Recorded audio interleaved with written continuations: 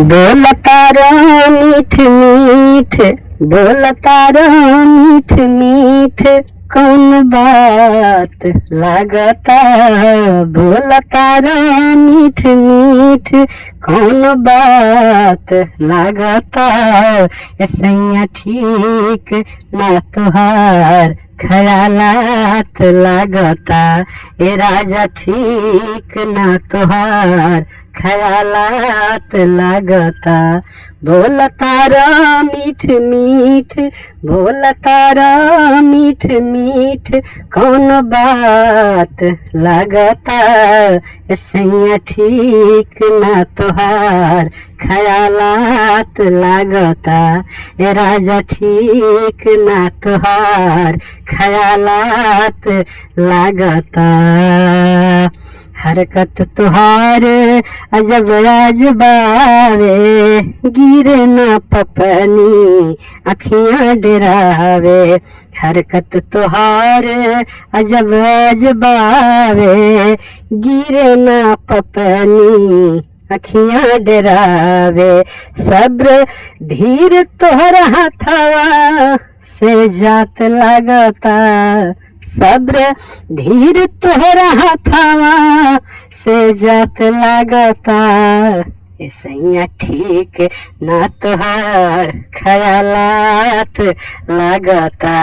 ए राजा ठीक ना तुहार खयालात लागता।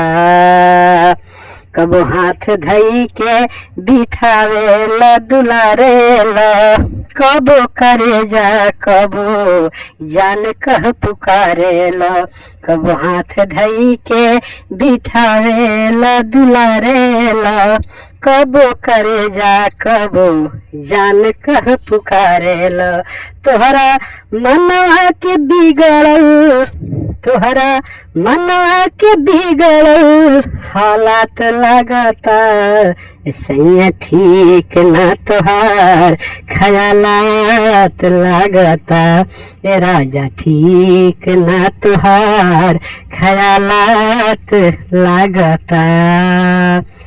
जियरा के काबू पठक कर अपना, बड़ बड़ हमके देखाओ न सपना।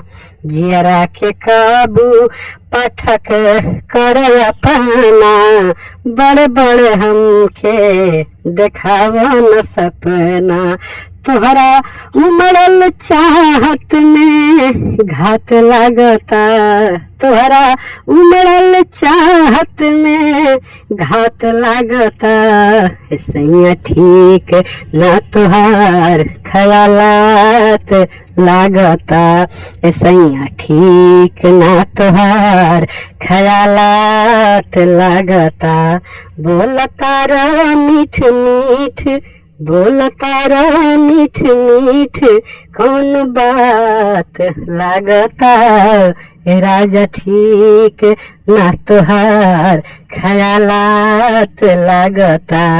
ऐसा ठीक ना तुहार खयालात लागता।